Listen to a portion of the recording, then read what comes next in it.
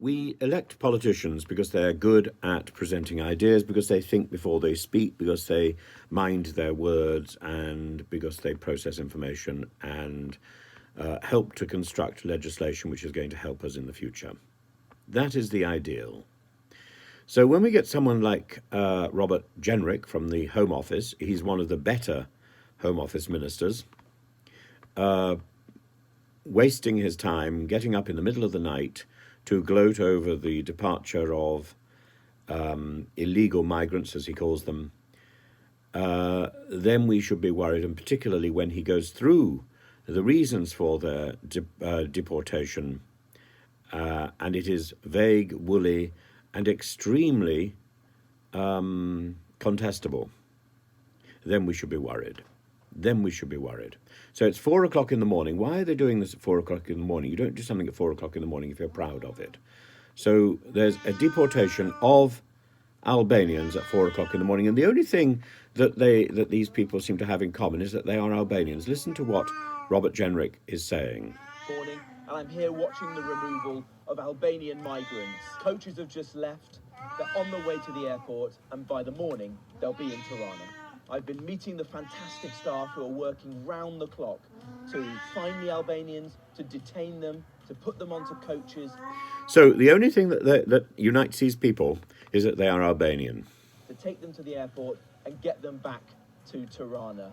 Not only are these illegal migrants, some of whom have crossed the channel in small boats.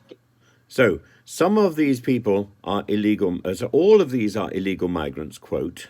That is a concept that I think doesn't exist. Some of them have come in small boats and are gaming the system. Again, I'm not quite sure what that means legally. Gaming the system, but others are dangerous criminals who have been convicted of drug offences, of county lines, and so not only...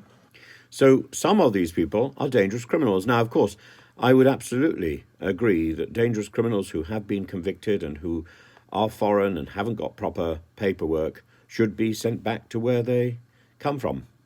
Absolutely. But only some of these are dangerous criminals. And only some of them are people who have come here by dinghy. So what about the rest? Are we securing our borders and restoring deterrence to our asylum system? So the key to this is that we are restoring our borders and deterrence. We are restoring deterrence. So the key is not really that we are who we are deporting, but that the deportations are themselves a deterrent. But we're also making communities safer by getting criminals out of the country. No, he said that only some of these people were criminals. But it is true, we are making communities safer if we are removing criminals from the community.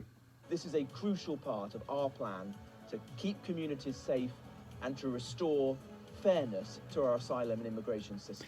I don't think by expelling people as a deterrent we're necessarily restoring fairness to our immigration system. Fairness to our immigration system would be processing people at speed and efficiently.